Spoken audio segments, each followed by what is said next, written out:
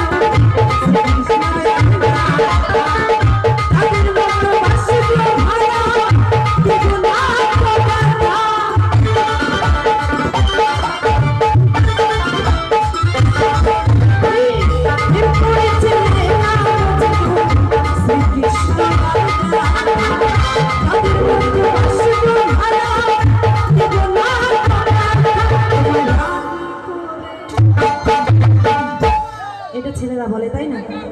কিন্তু আসলে কি মেয়েরা রানী হয়ে থাকে সত্যি কথা মেয়েরা রানী হয়ে থাকে কোথায় যায়